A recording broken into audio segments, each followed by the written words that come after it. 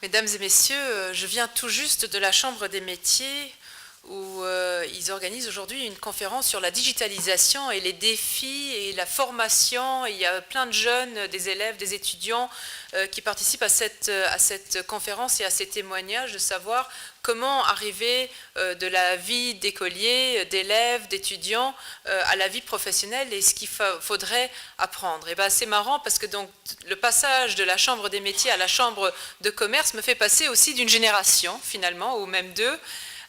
Parce que justement, donc, vous allez parler aujourd'hui du passage de la vie active à la retraite.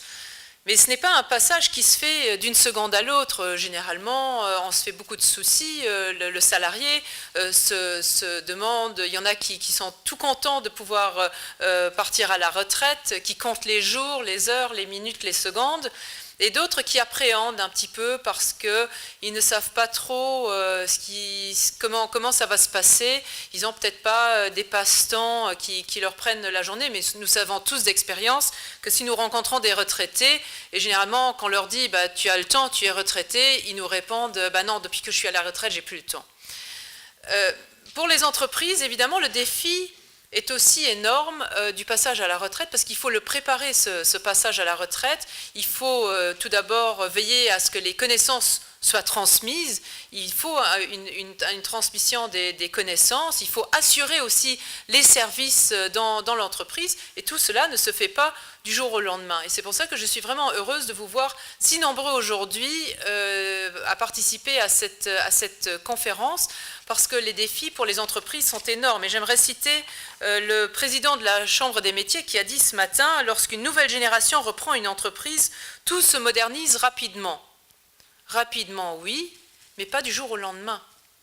Et ce n'est pas parce qu'une entreprise se modernise que le savoir-faire et les acquis du passé et des années qui viennent de passer ne sont plus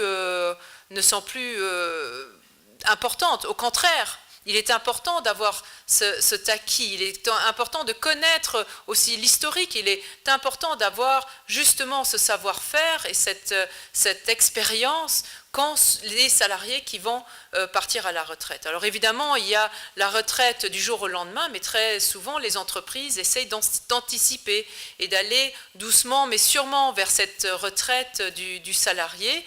Et je ne veux pas vous cacher que les salariés qui partent à la retraite peuvent aussi, ou sont très souvent aussi, des ambassadeurs pour l'entreprise où ils ont travaillé. Donc les défis sont énormes parce que si on a beaucoup de salariés qui partent en même temps à la retraite, il faut évidemment essayer de compenser la perte. Aujourd'hui, vous allez entendre une conférence, un exposé du professeur Nathalie Burney sur la gestion des fins de carrière en entreprise, une opportunité à saisir, point d'interrogation. Donc vous allez voir si ce point d'interrogation sera un point d'exclamation à la fin ou non. Après, vous allez avoir trois exemples de best practices de trois entreprises différentes qui vont expliquer comment elles gèrent ce passage à la retraite. Est-ce que vous gardez des liens privilégiés avec vos salariés qui partent à la retraite, même après qu'ils soient partis à la retraite ou non?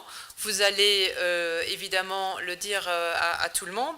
Donc je pense que ça sera très important et lors du networking lunch, vous pourrez donc à ce moment-là évidemment échanger sur vos best practices, poser des questions et autres. J'aimerais remercier les collaborateurs du ministère de la Famille qui organisent donc tout ce cycle de conférences et je pense que celui-ci est vraiment très important et très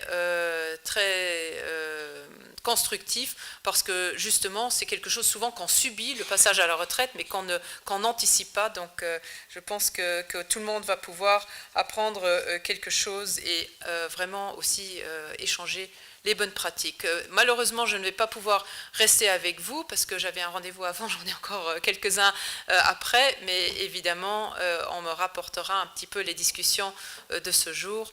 Donc, je vous souhaite une très très bonne journée. Je ne suis pas prête à aller à la retraite. D'ailleurs, Norman Fish non plus, on était ensemble, c'est Bienvenue au Luxembourg, on était ensemble au lycée. Donc on se retrouve toujours à un moment ou à un autre ici à Luxembourg, mais je pense que nous, on ne va pas encore partir à la retraite, on va encore attendre un tout petit peu. Merci beaucoup.